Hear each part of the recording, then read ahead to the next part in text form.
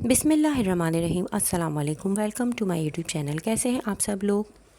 अचार गर्मी का ख़ास तोहफ़ा है। गर्मी आते ही कैरी आ जाती है। कैरी का अचार घर में तकरीबन सब भी डालते हैं। ये अचार 1 से 2 साल तक महफूज किया जा सकता है। बस थोड़े से अहम उसूल हैं जिनको ख़ास ख्याल रखा जाए तो ये अचार चल सकता है, ख़राब नहीं होता। तो कुछ बातें हैं जो मैं इस अचार के दौरान आपको बताऊंगी, जिन्हें आप अमल कीजिएगा तो आपका अचार ख़राब नहीं होगा। कैरी 2 किलो ली है। इसे अच्छी तरह धोकर उसको काट लिया है। कैरी के अंदर की गुठली जो थी उसे साफ़ कर लिया है। एक कैरी के 8 पीस किए हैं यहाँ पर। अब इस कैरी को नमक और हल्दी लगाकर रखेंगे पूरी रात के लिए, ताकि इसका जितना भी पानी कैरी का निकलना है वो निकल जाए और कैरी में फिर पानी बाकी ना रहे। तो बस यहाँ पर 1 टेबल स्पून भरकर नमक का शामिल कर देंगे।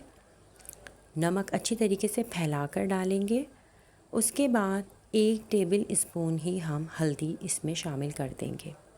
हल्दी और नमक दोनों को कैरी में डालने के बाद हाथों का इस्तेमाल करते हुए बहुत अच्छी तरीके से इन दोनों मसालों को कैरी में मिक्स कर देंगे, ताकि कैरी में हल्दी नमक हर तरफ पहुंच जाए और फिर जितना पानी कैरी ने छोड़ना है वो रात भर में छोड़ दे। अचार डालते वक्त सबसे पहला उसूल कि हमारे हाथ, हमारे वो बर्तन जो अचार में शामिल कर रहे हैं हम बनाने के लिए, वो सब बिल्कुल खुश्क होने चाहिए। पानी का कोई कतरा उनमें नहीं होना चाहिए। अगर हम पानी शामिल करते हैं अपने अचार बनाने के दौरान तो हमारा अचार ख़राब हो जाता है।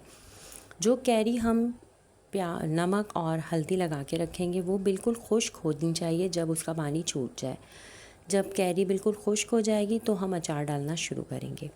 तो बस ये छोटी छोटी बातें हैं जिनको हम ख्याल रखेंगे तो हमारा अचार ना तो ख़राब होगा, ना ही उसमें फफूंदी लगेगी और ना ही वो काला पड़ेगा। पूरी रात रखने के बाद ये कैरी अब आपके सामने है। ये पानी बिल्कुल छोड़ चुकी है जितना इसे छोड़ना था। तो बस यहाँ पर हम इसे किसी छलने में डाल देंगे, ताकि जितना पानी इसमें है वो निकल जाए और हमारी जो ये कैरियाँ हैं ये ड्राई हो जाए। 2 घंटे के लिए हम इसे इस छलने में डालकर छोड़ देंगे। जितना पानी इसका निकलना होगा वो निकल जाएगा और कैरी को चाहे तो पंखे के नीचे रख दें या फिर ऐसे भी रखेंगे तो ये अच्छी तरीके से खुश्क हो जाएगी। तो बस ख़याल ये रखना है कि कैरियाँ जो हम खुश्क कर रहे हैं उसमें बिल्कुल भी पानी ना रहे, वो बिल्कुल खुश्क हो जाए। अचार के लिए ऑयल, सरसों का ऑयल 1.5 किलो लिया है। 1.5 किलो ऑयल को हम चूल्हे पर रखेंगे और इसे सिर्फ तेज़ गरम करेंगे। इसे हमें उबालना हरगिज़ नहीं है। अब यहाँ मैंने चूल्हे पे ऑयल को रख दिया है। ये गरम होना शुरू हो गया है। आप देखेंगे कि जैसे ही इसमें सिर्फ फ़ील होगा कि ये गरम होने लगा, ये देखें फ़ील हो रहा है कि हल्का हल्का ये गरम होना शुरू हो चुका है। तो बस यहाँ हम चूल्हा बंद करके इसको ठंडा करने के लिए रख देंगे। सिर्फ इसे तेज़ गरम करना है, उबालना नहीं है। तो बस मैंने इसे ठंडा करने के लिए रख दिया है। या 2 घंटे कंप्लीट हो चुके हैं और कैरियाँ खुश्क हो चुकी हैं। कैरी का पानी जितना निकलना था वो निकल चुका है। ये टोटल कैरी में से पानी निकला है जिसे हम फेंक देंगे। इसका हमें कोई इस्तेमाल नहीं करना है। 2 घंटे में जब कैरियाँ खुश्क हो गई हैं और सरसों का ऑयल ठंडा हो चुका है तो बस अब इसमें मसाले शामिल कर देंगे। मसालों में जो चीज़ें हम शामिल करेंगे वो साबित ही रखेंगे, क्योंकि अगर हम पीसते हैं तो उसमें कड़वाहट आ जाती है अचार में और अचार काला भी हो सकता है। तो सारे मसाले हम यहाँ साबुत ही डालेंगे। सबसे पहले हम अजवाइन लेंगे 1 टीस्पून भरकर। साबुत सफ़ेद ज़ीरा 1.5 खाने वाले चमचे हैं। सौंफ भी 1.5 खाने वाले चमचे हैं। साबुत धनिया को अच्छी तरीके से कूट के मैंने बारीक कर लिया है। आप चाहें तो उसे दरदरा रख सकते हैं। ये भी 1 बड़ा खाने का चमचा है। सबसे पहले किसी बाउल में आप नमक को डालेंगे, जो कि 1 खाने वाला चमचा है भर के। क्योंकि हम पहले नमक डाल चुके हैं इसलिए हम यहाँ पे 1 ही चम्मच रख रहे हैं। 1 चम्मच ही हम भर के खाने वाला कलौंजी शामिल कर देंगे। अब जो इसमें हम अगली चीज़ शामिल करेंगे वो है कुटी हुई लाल मिर्च। कुटी हुई लाल मिर्च आप हस्बे ज़ायका रख सकते हैं। मैंने यहाँ 1.5 खाने वाले चमचे भर के डाले हैं। ये पूरा 1.5 खाने का चमचा है और 1 खाने का चमचा भर के इसमें मैंने राई दाना डाला है, जो कि सरसों के बीज जिसे कहते हैं, और 1.5 खाने के चमचे ही काली मिर्च साबुत डाली है। अब ये जो मसाले हमने रखे थे बना के, सफ़ेद ज़ीरा, अजवाइन, सौंफ, साबुत धनिया, ये इसमें शामिल कर देंगे। और चीनी का इस्तेमाल हम इसमें करेंगे मसालों के साथ, जो कि मैंने यहाँ 1.5 खाने वाले चमचे लिए हैं चीनी के। और चीनी से ये फ़ायदा होता है कि चीनी से हमारा अचार जो कड़वाहट होती है वो ख़त्म हो जाती है और इसकी शेल्फ़ लाइफ भी बढ़ जाती है। तो बस यहाँ हमें चीनी का भी इस्तेमाल करना है और अब इसमें सिर्फ हल्दी बाकी रह गई है जो कि हम शामिल करेंगे। अच्छा, ये मसाले आप चाहें तो इसे बढ़ा सकते हैं, क्योंकि ये चीज़ें अगर आपको अचार के मसाले में पसंद है तो आप इसे और भी ज़्यादा बढ़ा सकते हैं। 1 चमचा भर के हल्दी का भी मैंने इसमें शामिल किया है और ये घर में बनाई हुई हल्दी है, जो आंबा हल्दी है उसे घर में सुखा के पीसा हुआ है।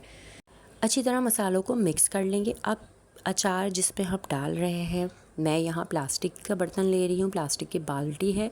देखें इसके अंदर बिल्कुल भी पानी नहीं है, ये अच्छी तरीके से खुश्क है। मेरे हाथ खुश्क हैं, वो तमाम बर्तन खुश्क हैं जो मैं इस्तेमाल कर रही हूँ। और अब इस प्लास्टिक के बर्तन में मैंने तमाम कैरियाँ डाल दी हैं। अच्छा, यहाँ पे आप चाहें तो मिट्टी के बर्तन भी इस्तेमाल कर सकते हैं अचार डालने के लिए, या फिर प्लास्टिक की बाल्टी ही ले सकते हैं।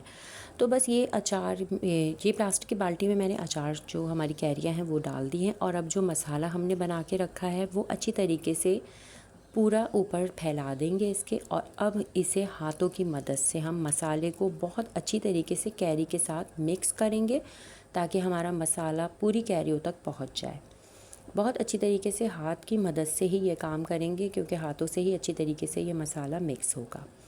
अच्छा, यहाँ पे आपको ये देखना है, ये देखिए मेरे हाथों में अच्छी तरह मसाला लग चुका है, कैरियों में लग चुका है। तो अब यहाँ पे हम लहसुन डालेंगे, जो मैंने 1.5 बंच लहसुन के छील के रखे हैं, देसी लहसुन का इस्तेमाल किया है। तो बस इस टाइम पे हम लहसुन इसमें शामिल कर देंगे।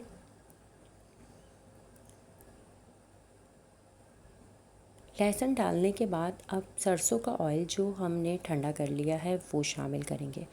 दूसरा उसूल अचार के लिए जो बहुत अहम है कि हम जो अचार डाल रहे हैं और ऑयल डाल रहे हैं, तो अचार में इतना ऑयल शामिल करें जिसमें आपका अचार अच्छी तरीके से डूब जाए। कम से कम आधा इंच ऊपर जो है वो ऑयल होना चाहिए कैरी से, तब हमारे अचार में फफूंदी नहीं लगती, अचार ख़राब नहीं होता। अगर इन छोटी छोटी बातों का ख्याल नहीं रखेंगे तो काफ़ी मुश्किल उठानी पड़ जाती है, इतनी मेहनत करने के बाद भी अचार ख़राब हो जाता है।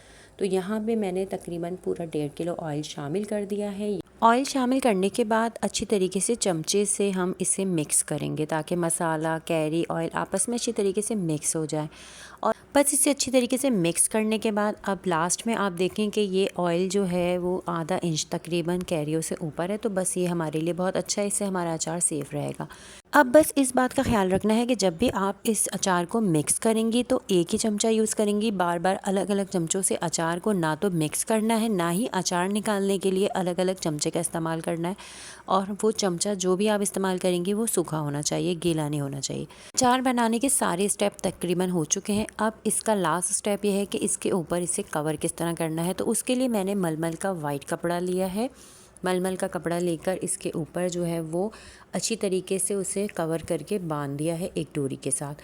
तो बस अब हम इसे तकरीबन 7 दिन रखेंगे। 7 से 8 दिन के अंदर ये अचार हमारा गल जाएगा। उम्मीद है आपको मेरी ये अचार की रेसिपी अच्छी लगी होगी। अगर आपको मेरी रेसिपी अच्छी लगी है तो मेरे चैनल को सब्सक्राइब कर दीजिए, वीडियो को लाइक कर दीजिए और अपनी राय से ज़रूर आगाह कीजिएगा। तो मिलते हैं आपसे अपनी किसी नई अगली रेसिपी के साथ। अपना बहुत ज़्यादा ख्याल रखिएगा। अल्लाह हाफ़िज़।